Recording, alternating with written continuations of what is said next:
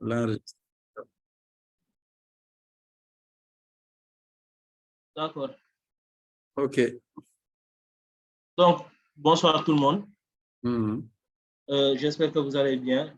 Donc, pour ce projet de développement, concernant le cours de développement mobile, je vais vous présenter une application que j'ai nommée Biblio.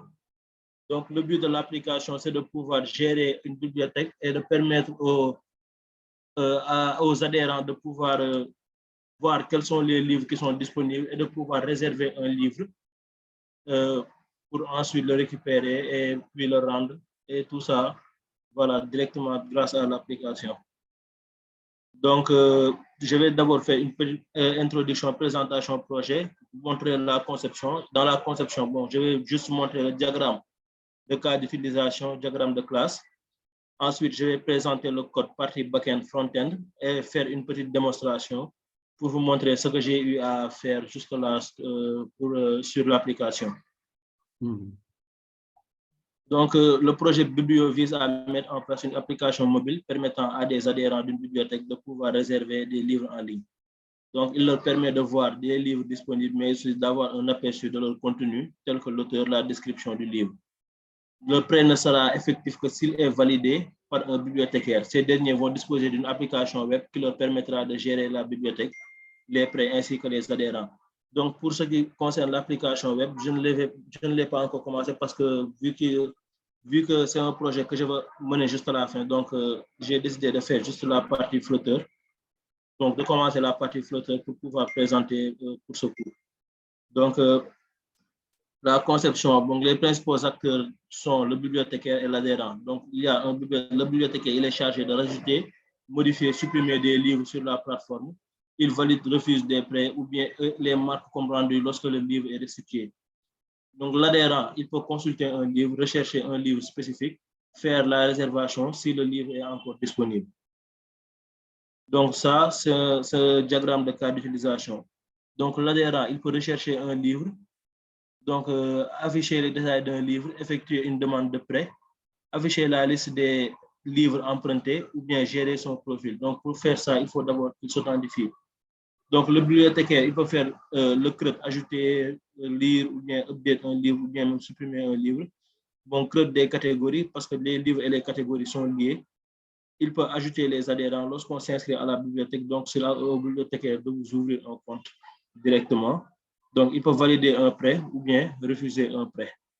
Et lorsque le livre est restitué aussi, il va faire l'update et marquer que ce livre a été restitué. Donc, pour le diagramme de classe, nous avons une classe abuser, une classe adhérent et bibliothécaire. Donc, adhérents et bibliothécaires qui vont hériter de abuser. Donc, l'adhérent peut faire un prêt et le bibliothécaire peut traiter ce prêt, le valider ou bien le refuser. Donc, le prêt a différents états. Donc, il peut être valide, refusé ou rendu selon ce que le bibliothécaire a décidé. Il y a les livres. Donc, un prêt concerne un livre et pour un livre, on peut avoir 0 ou plusieurs prêts. Donc, l'adhérent peut lui aussi faire plusieurs prêts ou ne pas en faire du tout. Donc, un prêt, c'est pour un adhérent spécifique. Et donc, un livre peut être dans une ou plusieurs catégories. Et pour une catégorie, on aura plusieurs livres. On peut avoir plusieurs livres. Donc, je vais vous montrer le code. Donc, pour la partie back-end, ce que j'ai eu à faire pour l'instant, j'ai utilisé Spring Boot pour la partie back-end. Et j'ai aussi utilisé Keycloak pour gérer tout ce qui est authentification. Okay. Donc, je vais d'abord vous montrer l'interface de Keycloak pour tout ce qui est authentification, qui va gérer l'authentification, la sécurité de l'application. Donc, avant de passer à Keycloak, je vais d'abord vous montrer le code côté back-end. Donc, voici l'architecture du projet côté Spring. Donc, le projet s'appelle Biblio. Il y a le package config. Donc, dans le package config, nous avons tout ce qui permet de la liaison avec Keycloak, de gérer tout ce qui est token et aussi tout ce qui est autorisation par rapport à la personne qui se connecte ou bien à la personne qui va adhérer à une URL. Dans la partie config, nous avons le package login, dans lequel il y a le login control, le login request, login response, et login service. Donc, le service, le contrôleur. Donc, le login request pour tout ce que lorsqu'on fait un post login pour accéder à l'application, les données qui vont être envoyées, le request pour les données qui vont être renvoyées en retour. Et bon, il y a le contrôleur pour tout ce qui est URL côté login. Et aussi, c'est Keycloak qui va nous renvoyer un token. Donc, les utilisateurs seront stockés dans Keycloak, qui va gérer tout ce qui est utilisateur, renvoyer le token, gérer les sessions, tout ce qui est cookie aussi. Sera géré par Keycloak automatiquement. Il y a des configs à faire du côté de Keycloak pour tout ça.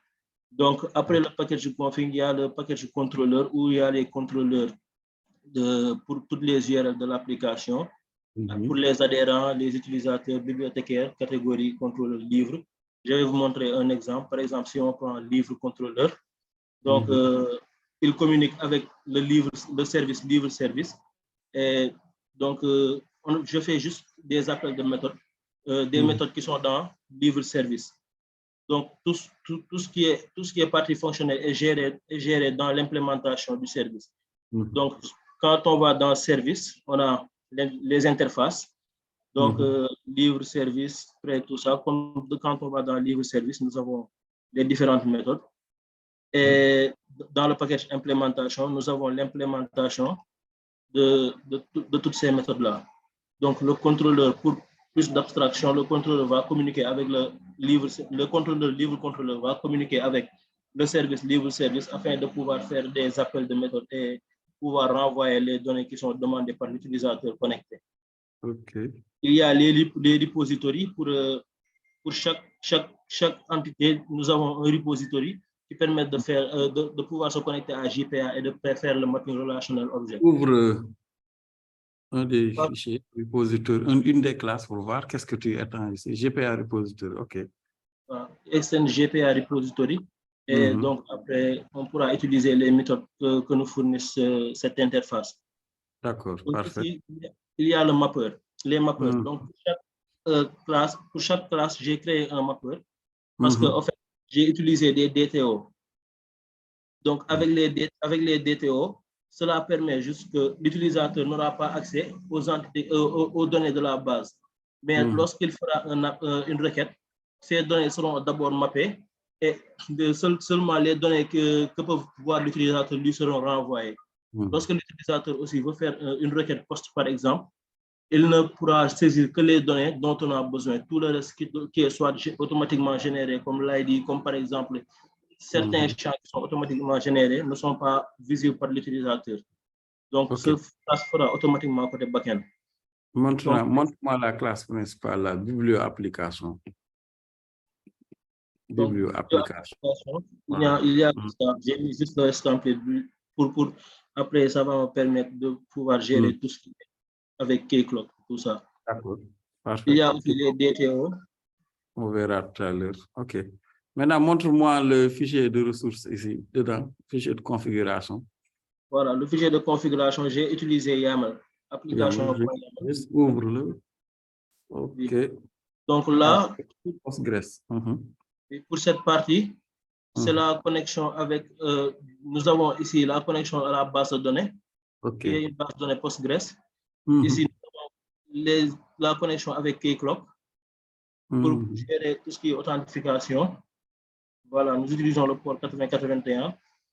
Et ici, ce sont les informations qui vont permettre à l'application de se connecter à Keycloak directement. Donc, si on fait ça, on n'aura plus besoin de se connecter à Keycloak tout le temps. Juste l'application fera tout. Donc, on a ici l'interface Keycloak qui va nous permettre de gérer nos utilisateurs. Donc, si je me connecte admin,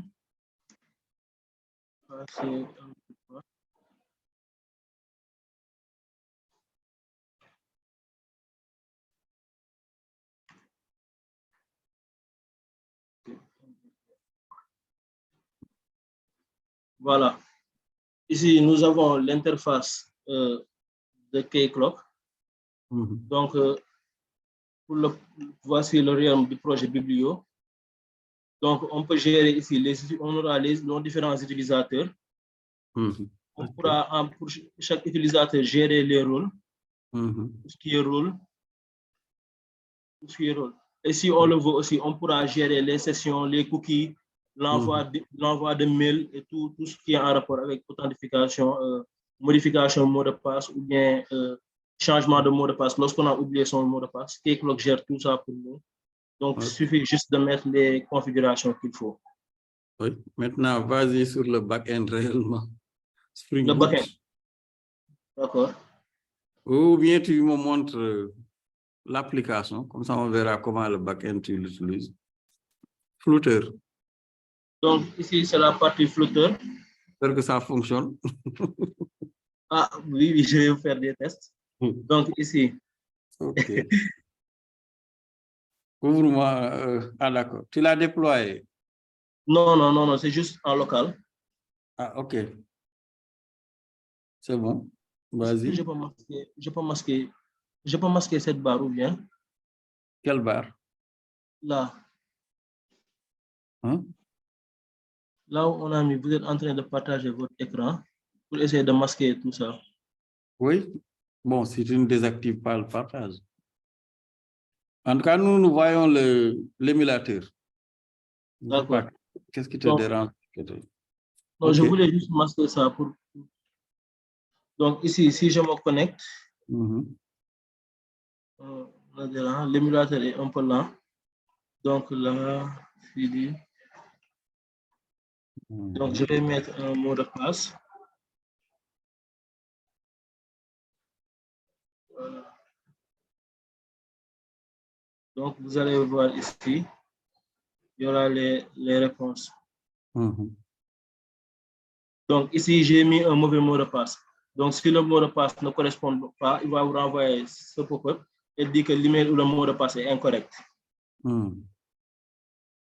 Donc, si je mets le bon mot de passe,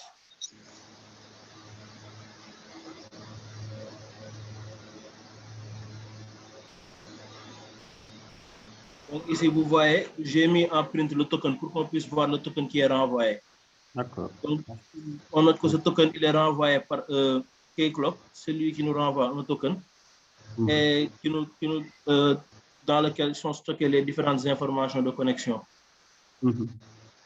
Donc, ici, nous avons notre application. Ouais, Donc, reste 5 minutes.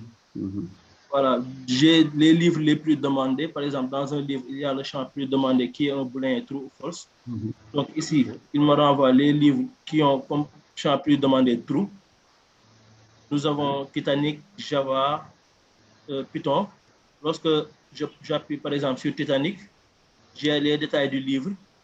Nom de l'auteur Abdoulaye Sarr, date de publication 2023-07-10, nombre disponible 15, localisation qui donne la localisation du livre et la description du livre qui raconte l'histoire du Titanic. Donc, pour l'instant, le prêt, c'est la seule chose qui reste à implémenter. C'est pourquoi il y a le bouton emprunter, mais pour l'instant, ce bouton ne fonctionne pas. Qu'est-ce qu'il y a dans ce menu-là, en haut? Donc, ce menu-là, après, il va permettre de voir les livres que l'utilisateur a déjà empruntés, les prêts qui sont en attente. La fonction de recherche, est-ce qu'elle fonctionne? Comment? La fonction de recherche, l'onglet là, en bas. Oui, il marche. Recherche Titanic. Quand je mets recherche, je donne par exemple, je mets Java. Lorsque je mets Java, je clique, il me donne une liste de livres, les livres qui ont comme titre Java. Si je mets Angular, donc il me sort bon, il n'y a pas de livre avec qui a comme nom Angular, donc il ne me donne aucune donnée correspondante.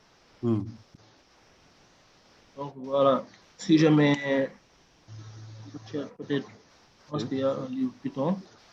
Donc voilà, il y a un livre Python, auteur Mamadou Nia. Donc si je clique dessus, j'ai les détails du livre.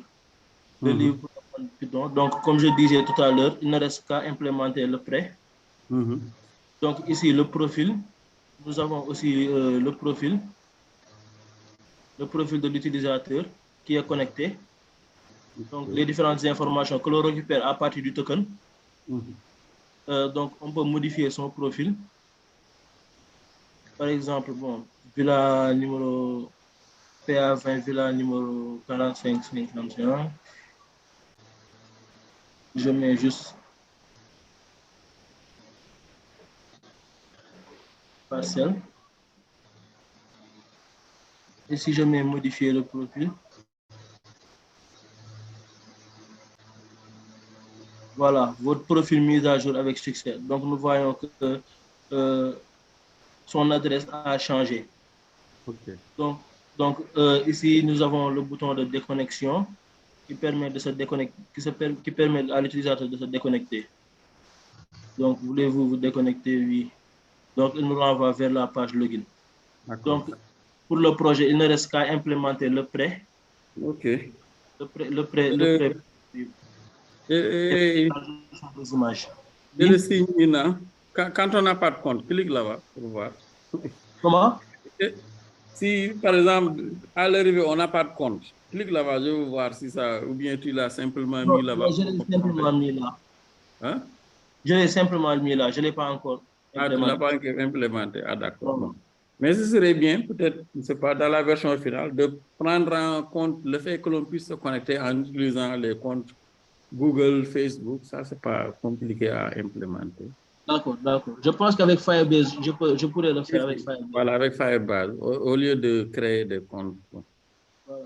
Voilà. Donc là, c'est juste le projet. Montre-moi le fichier de configuration .yaml seulement. Voilà. Côté backend. Pipsec.yaml. Non, non, ici. Juste, je veux voir. Ok, pipsec.yaml. .yaml uniquement. OK. Donc, c'est bon. Remonte. Voilà, Java Web Toolkit. OK.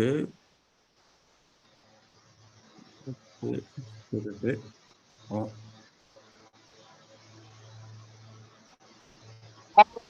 OK. Voilà, Voilà. je pense que C'est bon, monsieur Tal. Merci. merci à vous, monsieur. OK. Bonne continuation. Merci beaucoup.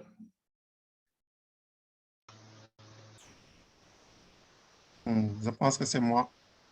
Bon, on va essayer de présenter. Script.